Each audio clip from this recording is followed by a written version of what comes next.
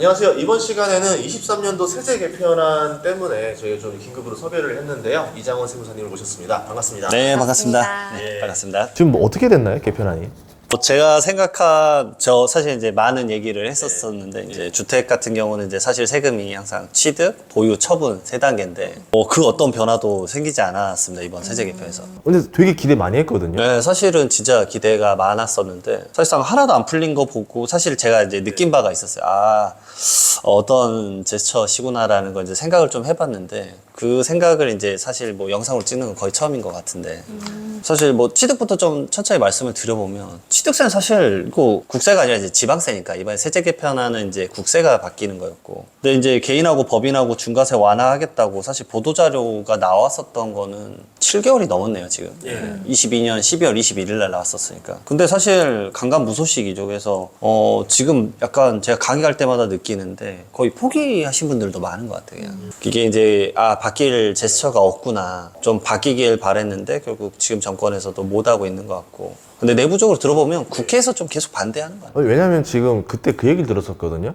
소급을 해주겠다. 뭐 다주택자, 뭐 예를 들어 법인 같은 경우는 12% 취득세율이잖아요. 그렇게 했다 하더라도 뭐 사고 나면은 이제 법 통과되면 6%로 떨궈질 수 있다. 맞습니다. 그래서 그 이야기 믿고 지금 샀던 사람들이 한둘이 아닐 거긴 해요. 여기 있습니다. 여기 있습니다. 예.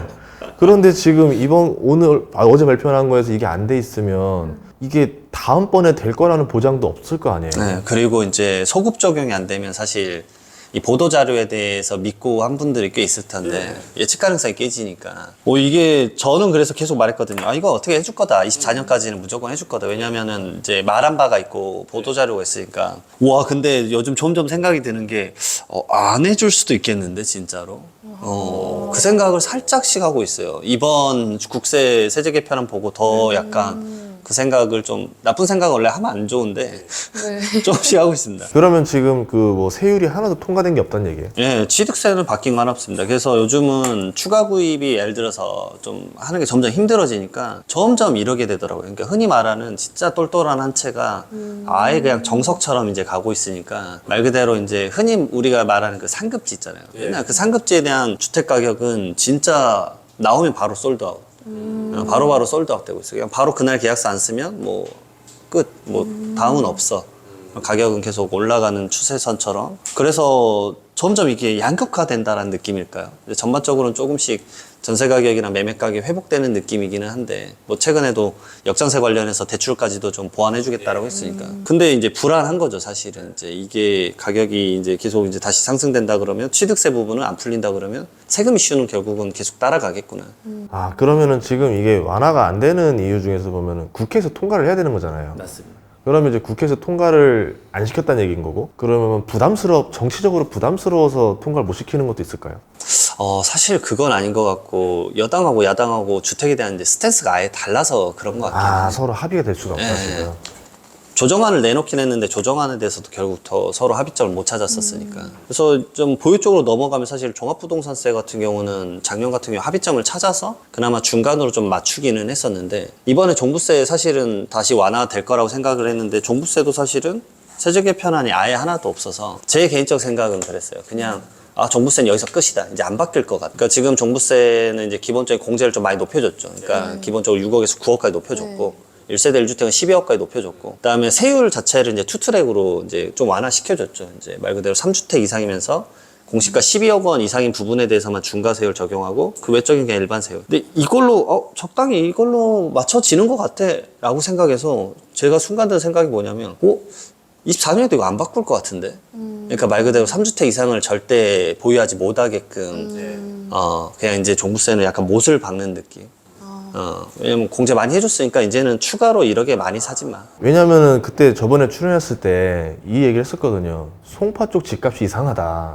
그게 1월 초였을 거예요. 맞아요. 그래서 그때만 해도 정말 집값이 막 떨어지던 때라 그 이야기를 해도 사람들이 전혀 그럴 리 없어라 생각했었는데, 그때 이후로 송파 집값이 들썩들썩했단 말이죠. 근데 요새 저도 뉴스를 보면은 집값이 반등한다라는 뉴스를 많이 봤어요. 실제로 지금 분위기가 그렇게 가나요? 맞습니다. 네, 이제 금매는 거의 없는 것 같아요. 그냥 이제 매매가 있는 것 뿐인 것 같아요. 물론 이제 금매가 존재할 수는 있겠는데, 금매는 거의 다 사실상 끝난 느낌? 왜냐면은 이자에 대해서 못 버텨서 이제 내놓는 부분들이 있을 수도 있고 뭐 여러 사정이 있잖아요. 뭐 상속에 따른 금매 이런 게 있겠지만 일반적으로는 그냥 매매 거래인 것 같아요, 요즘은. 어차피 거래 자체가 아주 활발하게 돼버리는 상황이니까. 그러면 이제 이런 상황에서 보통 저는 왜 또 모셨냐면 부동산이라는 거는 세금에 따라서 많이 이렇게 왔다 갔다 하더라고요. 세금이 도로를 만들어주면 그 사이에서 부동산들이 왔다 갔다 하는 걸 많이 보여주는데 어떻게 갈 것 같으세요? 그럼 이제 흐름이? 이 보유세 보면서 느꼈던 게 제 생각엔 종부세를 앞으로 계속 이 트랙으로 갈 것 같아요. 느낌상. 그러니까 이번 올해 같은 경우는 이제 말 그대로 약간 완화 준 것 중에 하나가 또 공동주택하고 개별주택 가격을 20% 가까이 낮췄으니까 분명히 이렇게 느낄 거예요. 세부담 당사자도 많이 줄었고, 그러니까 세금 내는 사람 자체가 줄었고, 내더라도 많이 가액이 줄어들었으니까, 종부세 괜찮은데? 라고 하면서 쭉 가다가 점점적으로 이제 적시는 세금으로 바뀔 수도 있고, 그리고 이제 결국 3주택 이상 가지고 있으면 종부세가 중과세가 되니까, 이것도 마찬가지예요. 취득세랑 똑같은 원리인데, 종부세도 이 원리를 간다 그러면 똘똘한 한 채. 그러면 양극화, 그 다음에 국지성 엄청 가장해질 것 같아요. 법인은 종부세 혜택도 없잖아요. 맞아요. 없어요. 단일 세율로. 근데 그나마 다행인 게 작년에 세제 개편할 때 기존엔 6% 단일 세율이었는데 2.7%와 5%로 법인도 그나마 다행인 게 완화된 게 2.7%. 근데 사실은 이제 어렵죠. 사실 2.7%에다 공제를 못 받으니까 너무 세죠. 그럼 실질적으로 이제 개인이 선택할 수 있는 거는 1주택에서 잘해야 2주택 사이 정도 될 거고, 뭐 매매 차익을 노려서 세금을 감면받으려면은 결국 1주택밖에 없을 거고, 그러면은 집을 더 많이 살려는 수요보다는 좋은 집만 살려는 수요로 쏠림 현상이 발생할 수 있다. 이렇게 저는 우선 그래 느껴져요. 결국 그나마 해봤자 계속 일시적 1세대 2주택. 이렇게 상반기에 들었던 뉴스가 이거였었거든요. 분명 집값이 떨어진다는 뉴스들이 있는데 무슨 소리야? 우리 동네는 신고가를 계속 찍고 있어. 이러는 거예요. 뭐 압구정이라던가 뭐 이쪽 그 반포동이라던가 그런 게 이런 현상으로 볼 수 있는 거예요. 네. 그래서 그때부터 사실은 그 문의 자체가 많았어요. 그러니까 스위치 빠르신 분들은 왜냐하면 이제 중과세가 없어졌으니까 이런 식입니다. 3주택 있으면 하나 팔고 이때는 세금 내자. 그리고 2개 있을 때 비과세 받고 판 다음에 3개 주택 판 걸로 똘똘한 걸로 가자. 왜냐하면 얘는 올라갈 것 같다. 그거를 인지하셨더라고요. 그러니까 세제 개편안이 무조건 중요한 건 아니었지만 제도상으로 이것저것 따져보니까 계속 똘똘한 채를 좀 니즈를 하는 것 같고, 뭐 정책이 그렇게 가는 거 방향이면 어쩔 수 없이 하나로 스위치를 해야지. 하나 올라가는 가격의 이제 상승폭이 훨씬 더 클 거니까. 그러게 짜시더라고요. 그럼 양도소득세는 좀 어떻게 바뀌었나요? 양도소득세도 사실 제가 세제 개편안 그래도 뉴스 보도자료를 매년 이제 연구하는 스타일인데 가장 항목이 적었던 것 같아요. 그러니까 주택 관련해서 하나도 없어요. 대부분 그것만 있어요. 이번에 개념 잡은 게 주택에 대한 개념 잡은 게 하나 있어요. 기존에 좀 모호했던 주택 개념을 좀 잡은 게 하나 있고, 그다음에 두 번째로는 이제 공익 수용 감면에 대해서만 했는데 이거 다 기한 연장이라 이거 필요한 거 아니고, 약간 주택 부분 좀 말씀드리면 저는 이제 오피스텔 위험할 것 같아요. 왜냐하면 실무적으로 항상 이게 문제였어요. 왜냐면 오피스텔을 내가 사실 그 기존에 다주택자일 때도 결국 오피스텔을 주거용을 쓰면 주택세 포함이 돼 버리잖아요. 네. 근데 세법은 항상 실질과세이기 때문에 사실상 오피스텔에 막 주거로 공간을 쓸 수 있는 그런 게 다 있잖아요. 막 이제 예를 들어 취사시설 있고 욕실 있고 하면은. 네네네. 근데 그것이 법에는 문구화되어 있지는 않았어요. 그러니까 그냥 결국은 과세관청이 그걸 다 알아볼 수 없죠. 왜냐면 일이 바빠 죽겠는데 오피스텔 가가지고 사진 언제 찍고 있겠어요. 네. 근데 그 오피스텔이 자기 관할도 아닐 수도 있잖아요. 이 사람이 사는 지역이 예를 들어 송파에서 송파 세무서에서 맡았는데 그 오피스텔은 부산에 있을 수도 있어요. 어떻게 가서 봐요? 못 보죠. 그래서 아예 이번 법에 문구화된 게 뭐냐면 주택법상 그 주택 정의에서 기능적으로 주택이 뭔지에 대해서 명시되어 있는 게 방금 말했던 뭐 출입문, 그 다음에 뭐 욕실, 그 다음에 뭐 취사장 이런 것들이 있으면 주택이다라고 이제 명시를 해버렸어요. 그럼 기존의 오피스텔 업무용으로 쓴다 하더라도 그럼 싱크대 다 드러내야 되는 거예요? 약간 그러게 갈 것 같아요. 그래서 이거에 과도 기간을 좀 줬어요. 얼마나? 그러니까 24년 1월 1일부터 적용은 하는데 이거에 대한 뭐 장기보유 특별공제는 뭐 25년도부터 하고 그리고 이게 용도 변경일로 좀 정의를 한 것도 있어요. 왜냐면 지금 오피스텔로 말했지만 상가 같은 경우인데 가끔 내가 주거용으로 썼다 그래가지고 팔기 직전에 바꾼 다음에 사진 찍어서 비과세 막 이래 넣는 경우도 있어요.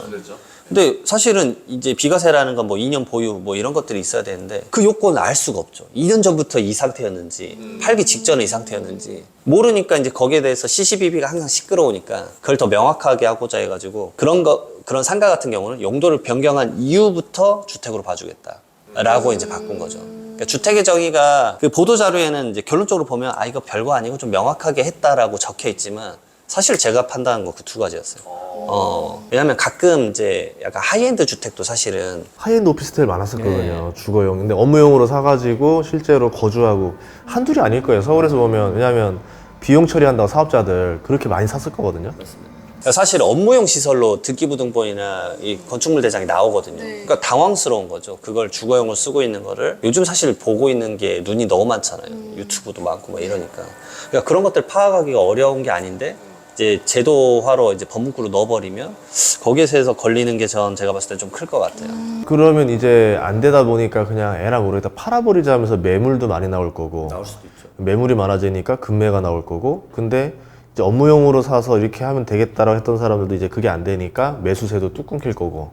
그러면은 조금 어려울 수 있다는 얘기가 그런 얘기. 네, 오히려 내부를 좀 고쳐야 되지 않을까 거기에 대해서 이제 왜냐면 오히려 판매에 대한 가치가 뭐 많이 조정이 안 될 수도 있으니까 그러면 차라리 그냥 내부 고치고 뭐 차라리 진짜 사무용을 쓰자 뭐 이런 식으로 이제 좀 더 생각을 바꿔 먹어야 되는 게 있을 것 같아요. 저는 이걸 한 단계 건너뛰면 와 오피스텔이 하면 상가 일반 사무실들 월세가 많이 떨어질 수도 있겠다 싶어요.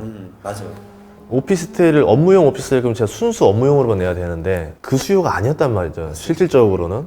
그러면 이제 진짜 업무할 사람들만 와야 되는데 오피스텔에서 업무 보는 게 은근히 그게 그렇게 유리하지 않아요. 찾아가는 것도 좀 그렇고. 그러면은 이제 여기 월세가 뚝 떨궈지면서 상대적으로 이제 사무실 수요들이 일로 들어가면서 저렴하니까 여기도 같이 내려가는 게 되지 않을까. 그러면 이게 꼬마 빌딩으로도 연결이 될 거고 파급력이 적지 않을 것 같은데요. 제가 봤을 때 그것까지 나아갈 수도 있을 것 같네요, 진짜. 그러니까 제 생각은 요즘은 그 생각도 들었어요. 이거 보면서 오피스텔 벽 다 부시겠네. 두호, 세호씩 해서 사무실로 진짜 쓰겠다. 예. 그렇게 하겠네. 그리고 이제 강남권에는 오피스텔이 안에 이제 화장실이 있는 경우도 있지만 사실 안에 화장실 냄새 난다 해서 빼고 공용 화장실 쓰는 데도 있거든요. 그럼 그런 경우는 이거는 말 그대로 기능 구조상 주택이 아니라고 보겠네. 이게 말 그대로 언제 지어진 형태냐에 따라서 달라질 것 같고 그 다음에 두호, 세호씩 사서 벽 부셔서 같이 진짜 사무실로 쓰겠다. 그러니까 넓은 면적의 그 사무 공간을 받아낼 수도 있긴 하겠구나. 이게 약간 변형이 많이 생길 것 같아요. 그러니까 이게 법 하나가 정말 많이 정말 그 주거 문화를 바꾸더라고요. 맞습니다. 아, 거기다가 이제 양도소득세 이제 세금적으로 본격적으로 좀 말씀을 드려보면 이제 단기 양도소득세로 원래 많이 기대하셨어요. 분양권하고 주택 뭐 입주권 1년 미만이면 77%. 너무 살인적이죠. 그 다음에 1년 이상, 2년 미만이면 66%. 물론 분양권 2년 이상이어도 66%였는데 이거 사실 경제정책 방향이 나와서 전 당연히 될 거라고 봤는데 이번에 반영이 아예 안 됐더라고요. 이거 반영 안 됐고 그 다음에 이제 조정대상 지역 내 이제 다주택자 중과세 사실 지금 한시적으로 유예하고 있는 상황이거든요. 그러니까 말 그대로 대통령령으로 연장하고 있어요. 그러니까 뭐 법이 통과가 안 되는 것 같기는 한데 그래서 24년 5월 9일까지 뭐 보유기간 2년 이상이면 중과세 안 내도 돼 이렇게 지금 하고 있는데 이 중과세율을 그냥 아예 이제 적용하지 않겠다라는 입법이 지금 이번에 안 된 거 보면 이렇게 볼 수도 있어요. 24년 5월 9일 이후에는 이제 조정대상 지역 내 혹시나 주택을 팔면 그냥 중과세입니다. 연장을 안 할 수도 있죠. 왜냐하면 최근 제가 이제 또 대표님 만난다고 이제 뉴스를 좀 찾아봤는데 세법 나오고 나서 뉴스가 부동산 가격이 올라간다는 뉴스밖에 없어요. 제가 이렇게 쳤거든요. 아파트 값 부동산.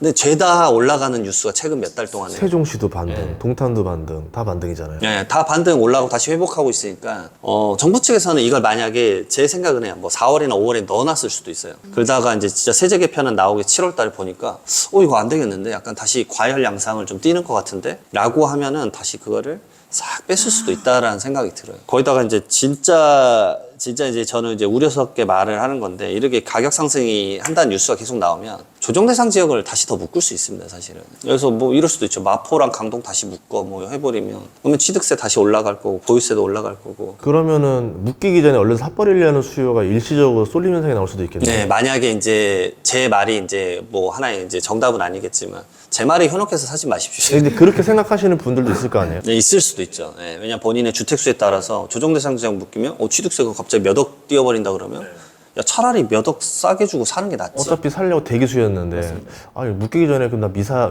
사야 되는 거 아니야? 미사로 들어갈 수도 있는 거고. 맞습니다. 예. 그러게 돼서 제가 봤을 때는 이게 이 부동산 정책이 이제 지금 이 세제 정책으로는 말씀드리지만 과열 양상을 좀 띌까봐 걱정돼서 결국은 하나도 안 풀렸다. 그래 볼 수 있을 것 같습니다. 주식 투자를 하다 보니까 우리는 이런 연결도 해봐야 돼요. 이제 뭐냐면 이렇게 PF 문제가 굉장히 심각하거든요. 아주 심각합니다. 왜 건설사도 지금 휘청휘청할 정도고 뭐 증권사부터 시작해서 이거 폭탄 터지는 거 아니냐 아슬아슬했었는데 저는 이게 나올 거다 생각을 했었어요.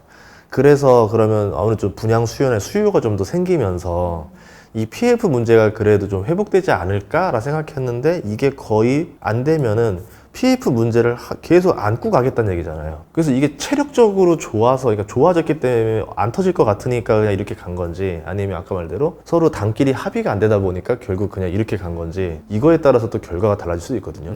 그리고 개인적으로 국토부 입장은 그거일 수도 있다고 봐요. 이렇게 이제 PF나 어렵고 건설사도 어려운 상황인데, 다 같이 좀 뭔가 이 정책 드라이빙을 할 때 민간에서도 뭔가 제스처를 보여줘야 같이 이렇게 효력을 발휘하지 않겠냐. 그러니까 뭐 예를 들어서 가정을 하지만 뭐 아파트 분양가만 거기 분양 미분양에 대해서 만약에 등록을 하게 되면 뭐 계약금에 대해서 좀 지원해주고 이런 게 아니라 전체적인 가액을 좀 낮추고 뭔가 그 개선 의지를 좀 내비치면은 그럼 분양권에 대해서 뭐 예를 들어서 추후에 취득세도 좀 줄여준다거나 아니면 분양권 거래를 하게 됐을 때 단기 양도소득세를 줄여준다거나 이제 같이 가야 되지 않느냐라는 입장도 좀 있는 것 같아요. 결국은 이제 다양하고 미묘한 것들을 이제 다 같이 검토할 텐데 어찌됐든 1년에 세제 개편안 한 번 나오니까 아, 그래요? 예, 너무 아쉽죠. 사실 이제 전 정권 같은 경우는 이랬어요. 사실 너무 많이 그 부동산 대책이 쏟아져서 갑작스럽게 바꾼 거예요. 사실 세제 개편은 1년에 한 번 나와요. 정해져 있는 거예요? 한 네, 번으로? 매년 7월 말에 나와서 11월, 12월에 국회에서 이제 뚝딱뚝딱 해가지고 9월 통과 못하면 이제 이렇게 가는 거거든요. 그래서 그 다음 연도부터 대부분 쓰는 게 세제 개편안인데 이제 전 정권 같은 경우는 이제 17년 8.1 대책부터 뭐 계속 나왔잖아요. 그게 나온 이유는 그 당이랑 같이 이렇게 드라이빙을 할 수 있었기 때문에 정책 내놓고 바로 법을 바꿔버린 거고. 사실상 그러니까 올해 이거 안 나오면 내년 그러니까 24년 12월 31일까지는 이 법을 써야 돼요. 그러면 내년 총선이 되면은 또 당이 어디가 여당인데 어디가 야당인지 모르잖아요. 그러면은 그럼 내년 7월에는 좀 바뀔 가능성도 있는 거네요. 그렇죠. 상황에 따라서. 그리고 이럴 수도 있어요. 총선에서 결과가 만약에 이제 어떤 당이 좀 강하게 됐다? 그러면은 그게 이제 사실은 대통령과 좀 이제 VIP랑 같이 되는 당이었다라고 가정을 해보면 그 당은 바로 대책을 내놓을 수도 있겠죠. 아, 이제 파워가 생기는 거고. 그러니까 드라이브로 신속하게 뭔가를 진행할 수 있는. 근데 그게 아니면은 이게 또 해결되기 그냥 이대로 쭉 갈 수도 있는 거고. 그러니까 이 세제 개편안이 사실 1년 반 동안 쓴다고 생각하시면 돼요. 그러니까 1년 반 동안 아무 변화가 없다라는 건 점점 내 자산 관리에서 고민을 하셔야 되는 거죠. 1년 반 동안 안 바뀌어. 그럼 진짜 똘똘한 채로 가야 되겠네. 그 시간의 스위치를 생각해 봐야 되는 거죠. 상속세도 개편을 하겠다고 했었는데 이 부분에 대해서도 좀 변화가 있었나요? 사실 이번 정권에서는 상속세 진짜 개편한다고 아주 강하게 이제 연초에는 말을 했었는데 한 4, 5월쯤부터 이제 살살 말 좀 바뀌어가지고 저는 연구는 하고 있는 걸로 알고 있어요. 근데 결국은 결과는 이제 올해는 안 나왔습니다. 저는 이제 세금이라는 게 이런 것 같아요. 이게 숫자 노름이라 생각하지만 이 하나 주는 영향이 엄청 큰 것 같아요. 미국 증시도 보면은 법인세율 조금 떨궜더니 증시가 그냥 그대로 올라버렸거든요. 엄청난 영향을 끼치는 거고 상속세도 이게 떨어뜨리고 나면은 상속이 그때 많이 이루어지겠죠. 그런 것도 있겠지만 대한민국 좀 약간 민심이랑도 많이 연관이 돼 있는 것 같아요. 그래서 숫자 하나하나가 되게 조심스럽지 않나, 그렇게 생각이 됩니다. 그리고 세수 확보 측면에서도 사실 상속세가 이제 괜찮은 편이기 때문에 세수 부담을 계속 이제 가져가겠다. 왜냐면 올해 지금까지 세수 펑크가 벌써 40조가 넘어가기 때문에. 저도 사실은 이 부동산 정책의 제 개인적 의견은 사실은 세수 펑크가 나서 이걸 계속 유지한다는 거 아닌 것 같은 게 계속 그랬잖아요. 계속 세수 펑크가 났었는데 그러면은 오히려 이제 중과세를 없애서 일반 세율로 해서 거래 활성화를 시켜가지고 세수를 많이 걷는 방향으로 가는 게 좀 낫지 않을까라는 생각을 하는데 근데 이제 세금 문제뿐만이 아니라 그냥 너무 과열되니까 그 막고자 해서 안 하는 것 또 같다. 집값이 오르면 그거만큼 또 정치적 부담이고, 참 딜레마가 많이 있네요, 세금. 네, 맞습니다. 그래서 오늘은 좀 세금 중심적으로 해서 이렇게 부동산에 대해서 알아봤습니다.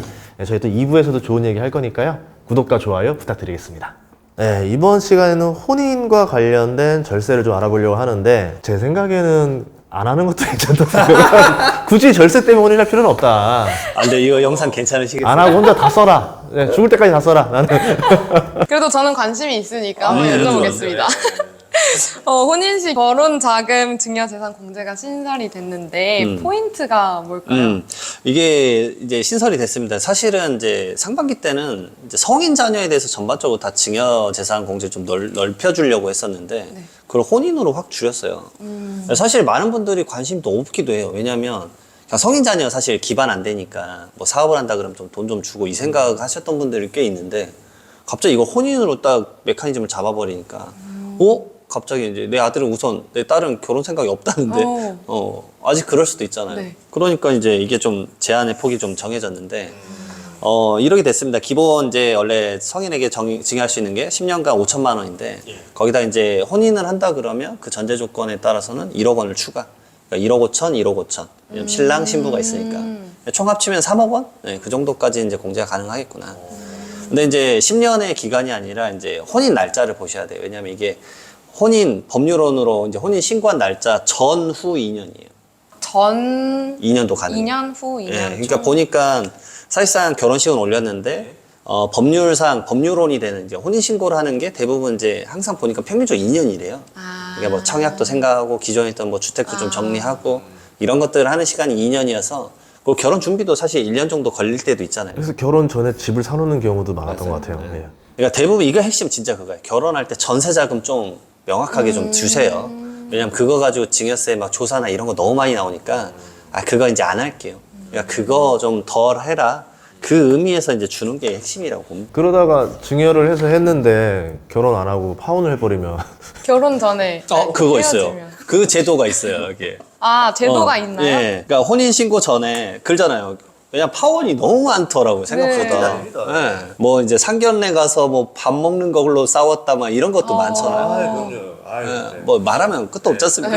그러니까 이제 혼인을 할 줄 알고 네. 이런 걸 준 거예요. 근데 이제 말 그대로 결혼을 안 하게 된 거죠. 그것도 법문구에 써놨어요. 정당한 사유가 발생한. 그 정당한 사유의 기준은 이게 대통령령인데 아직 안 나왔어요. 그래서 저 재밌을 것 같아요.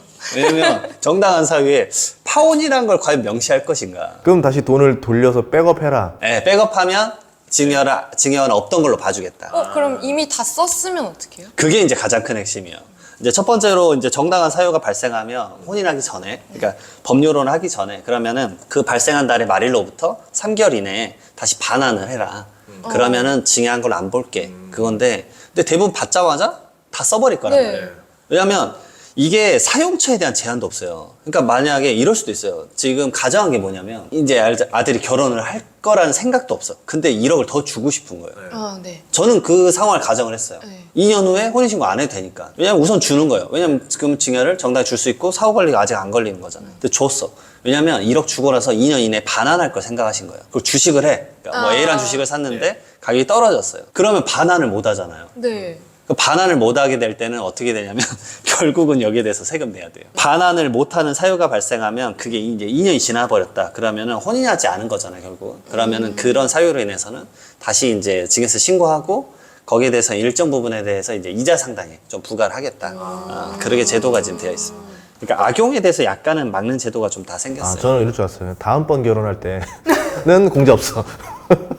그럼 자기 왜 공제가 안 돼? 이러면 이제 이게 인생에서 한 번이라고 정해져 있는 한 번 아니에요. 그래서 저도 이 제도를 보면서 일회성에 하지 않더라고요. 기재부에서 이제 브리핑을. 그래서 이게 혼인 전후 2년이니까 그건 있을 것 같아요. 그러니까 결국은 한 번 썼고 파혼을 했다고 해볼까? 이게 이제는 이혼이죠, 이때는. 결혼하고 나서 이혼을 했어요.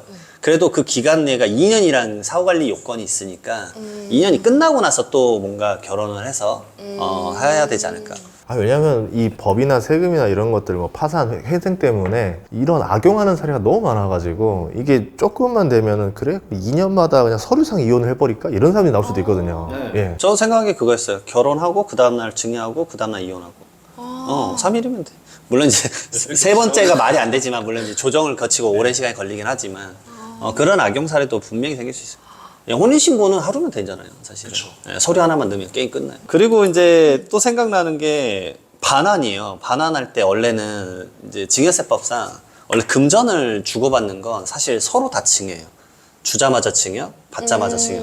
왜냐면 금전은 줬던 거를 똑같이 줬다라는 거를 이게 태그화되어 있지 않기 때문에 이 일치성을 알 수가 없다 그래요. 다 징을 때리거든요. 근데 금전의 부동산은 사실 신고기한이 3개월인데 줬다가 다시 돌려주면 이거 취소가 돼요. 반환이. 근데 금전 같은 경우 원래 반환이 안 되는데 그러면 혼인공제에 대해서는 이건 좀 약간 예시로 좀 봐줄 것인가 뭐 그런 생각이 좀 있기는 해요. 아마 그걸 해줘야지 당연히 제가 봤을 때는 별 문제가 없지 않을까 생각이 듭니다. 그러면 혼인 신고를 하는 걸 기준으로 2년이니까 네. 사실혼에는 적용이 되나요? 아, 사실은 사실 안 돼요. 그러니까 결혼은 할 거라고 예정되는 예비 신혼부부도 사실은 사실혼 관계잖아요. 네. 그러니까 2년 이내에 혼인 신고만 한다 그러면 제가 봤을 때 문제는 안 될 것 같아요. 그리고 이게 공제액이 사실 1억 원밖에 안 되기 때문에 엄청난 악용을 하더라도 그거에 대해서 탈세를 하는 그런 액수가 크진 않아요. 이게 막 10억 된다 그러면 이제 진짜 위장 결혼만 하는 사람이 있을 거예요. 2억 막 40번 하고 막 그런 사람이 분명히 있을 것 같아요. 제가 봤을 때는. 그러면 이거를 혼인 자금 용도로만 사용을 할 수 있는 거예요? 그러니까 좀 말씀을 간단히 드리긴 했는데 이거 처음에 나올 때 사치품은 하지 말자 그래도 이걸로 명품 사버리면 안 되지 않냐 네. 그런 얘기 있었었는데 사실 이거 제가 이제 세무를 다루니까 실무를 다루니까 불가능해요. 왜냐하면 사후 관리가 불가능하고 법에다 그걸 다 명시할 수가 없잖아요. 이런 용품만 사 아니면 이런 요건으로만 사. 근데 그게 알 수가 없어요. 네. 왜냐면은 이제 혼수를 준비할 때도 알뜰하게 우리는 당근마켓에서 사자. 당근마켓 거래는 서류가 없잖아요. 내역이 안 나오니까. 예. 그러니까 이게 말이 안 돼요. 그러니까 그거 자체를 전반적으로 했을 때 사후 관리가 이거 관리하는 비용이면 차라리 풀어주는 게 낫고 추후적으로 진짜 1억 줬고 신고했는지 그것만 버는 게 낫지. 이게 말이 안 됩니다. 그래서 결국 혼인자금 용도로만 쓰지 않아도 되기 때문에 왜냐면 사실 아까 말씀드렸던 증여 부분에 주식을 주는 것도 저는 혼인자금일 수 있어요. 왜냐면 내가 주식을 잘하니까 1억 증여받은 걸로 주식을 엄청 잘해서 불려서 난 집을 사겠다 라는 계획이었다. 네. 1억이 갈 수 있는 거거든요. 부동산도 돈을 줘서 집값이 오를 만한 자리에 집을 사가지고 불려서 내 거가 될 수도 있는 거잖아요. 그러니까 이거는 용도를 제한을 하면 안 되는 거죠. 그러면 이 혼인 공제가 얼마나 좀 도움이 된다고 보시나요?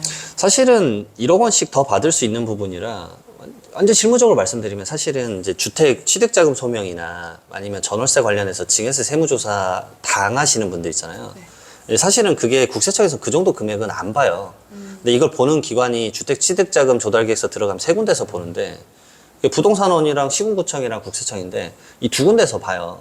근데 두 군데서 연락을 받는 대부분이 누구냐면 신혼부부예요. 그러니까 이런 식이에요. 집 살 때 이 돈 어디서 났냐? 맞습니다. 왜냐면 이런 식이에요. 10억 원짜리 사는데 가정을 할게요. 전세랑 대출금 합쳐서 7억이었고 1억 5천씩 자기들이 번 돈으로 한 거예요. 근데 국세청은 7억 원을 몰라요. 알 수가 없지. 임대차가 들어가 있는지 어쩐지 몰라요. 그 금액이 얼마인지까지는 확인하지 않아요. 근데 이 사람들이 산 건 얼마죠? 10억 원짜리를 살잖아요. 2분의 1씩 샀다 해도 5억 원씩인데 이 사람들이 평생 돈 버는 게 2억이 안 돼. 그러니까 말이 안 돼. 조사해봐. 근데 7억 원이고 1억 5천씩 해서 산 거구나. 그러면 이제 소명이 되는 건데 그런 케이스가 너무 많아요. 왜냐면 그걸 입증을 번거롭게 해야 되는 게. 그러니까 한 1억 원씩 더 풀어줘서 이런 것들은 조사 안 나오게끔 그냥 하자라는 취지도 좀 있다고 봐요. 제 생각에. 점점 까다로워지는 것 같아요. 그러니까 예전에는 한 8년 전에는 뭐가 유행했었냐면 거래 가격이 좀 이상하다. 소명해라. 이제 너희네만 왜 실거래가가 이렇게 싸? 맞아. 이런 거 소명해라 유행이었으면은 요새는 이제 그 돈이 출처가 어디야에 또 관심이 포커스인 것 같고. 그리고 이게 기획재정부에서 그때 보도자료 똑같이 냈는데 그 OECD 전체적인 이제 국가마다 증여 세율을 이렇게 했는데 우선 증여세 안 내는 국가도 엄청 많고요. 15개인가 되고. 내는 국가 중에서는 대한민국이 이제 2위였죠. 50%. 보도자료도 쓰셨어요. 너무 높은 세율이다. 궁금한 게 이민 가면 그런 문의도 많이 해요? 나 어디로 이민 가야 상속할 때 좀 세금이 절세되냐? 엄청 많으세요. 네. 네, 어디로 가야 됩니까? 미국이죠, 미국. 미국이 네. 미국은 부부 1인당 160억 원씩까지 상속세랑 증여세가 없어요. 그러면 가서 가서 증여를 하면 되는 거예요? 증여를 하고 상속을 하더라도 160억 원씩 세금이 없어요. 근데 이게 그렇게 되면 다 미국으로 이민을 갔을 거 아니에요? 근데 그러지 않은 이유도 있는 거 아니에요? 이민의 이제 벽이 높죠, 사실은. 예. 이민의 벽 자체가 높죠. 이 사람의 어빌리티나 투자 이민이냐 뭐냐를 따져보는데 그 비자가 엄청 까다롭죠. 왜냐면 9.11 때 비행기를 쏴버렸으니까. 근데 부자들 같은 경우는 이렇게 이민 가서 증여하는 게 훨씬 더 절세가 되니까 그렇죠. 웬만하면 투자 이민 해서라도 넘어가려고 할 것 같은데 다 그러진 않잖아요. 네, 근데 또 국내 재산을 증여하면 국내세법을 따져야 돼요.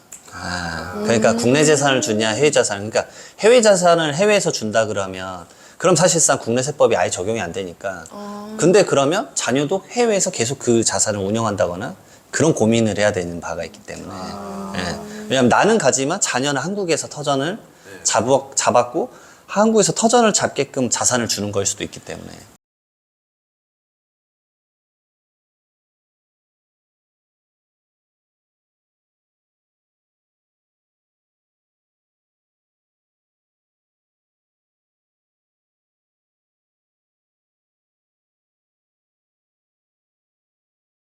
못 잡는 게 아니라 그 미국의 세법을 그냥 따지는 거죠. 예. 아, 그런 건 없어요. 네, 그런 건 없죠. 결국은 이제 영주권과 시민권에 이제 그런 경계가 있을 거고, 이제 이민법을 좀 따져봐야 될 거고. 뭐 사실 그러게 짠다 그러면 사실 이 재산 다 팔고, 가족법인처럼 법인을 만들어서 자녀가 거기에 들어가서 같이 사업을 해버리면, 네, 그럼 차라리 낫죠. 그런 경우가 한둘이 아닐 것 네. 근데 이제 미국이라는 새로운 환경에서 내가 사업을 어떤 걸 할 수 있는지에 대해서 그런 걸 공부하는 그 문화 공부 시간이 오래 걸리니까, 이제 약간 이제 고민이 많이 되시는 거죠. 그러니까 부모 세대는 그 고민이 많으세요. 투자 이민 가거나 뭐 이렇게 가서 나는 홀가분하게 가겠다. 자녀가 못 가는 거예요. 예, 자녀는 또 여기서 터전을 나리고 뭐 이제 아이가 막 2~3살인데 내가 갑자기 거기 갔을 때 직업적 환경의 변화가 너무 크니까.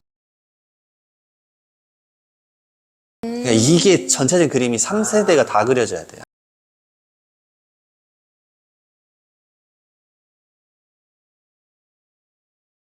그래서 자산가분들 중에는 이제 자녀가 한국 교육에 맞는지 미국 교육에 맞는지를 따진 다음에 아예 미국 교육 형태가 좀 맞는다 그러면 처음부터 이제 그 문화권에서 지내게 하는 거죠. 네. 어렸을 때. 저는 사실 바라는 마음은 과세 표준이라도 좀 바꿨으면 좋겠어요. 과세 표준이 너무 낮으니까 세율을 높게 적용하는 거잖아요. 근데 이 과세 표준이 23년 동안 안 바뀌었으니까 물가 상승률 좀 반영해서 그러니까 10%까지가 1억 원이거든요. 아, 이제 한 3억 원 정도 해도 되지 않을까. 그래 좀 생각을 하거든요.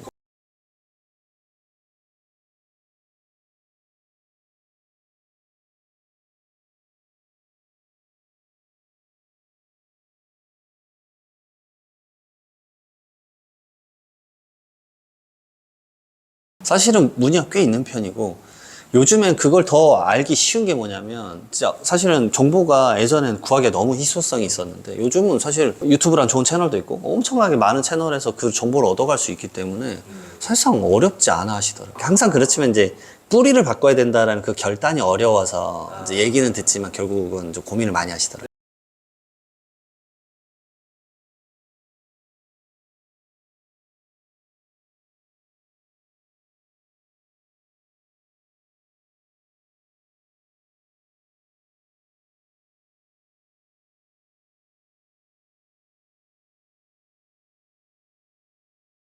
호주 이민 같은 경우 사실 투자 이민이 싸거든요. 근데 호주도 상속세가 없어요. 그러니까 그런 거 생각하면 이제 물론 이제 이 자산 팔 때는 세금 내지만 자산 팔고 나 가버리겠다. 뭐 비행기 타고 자주 놀러 올게. 이런 생각을 할 수도 있는 거거든요.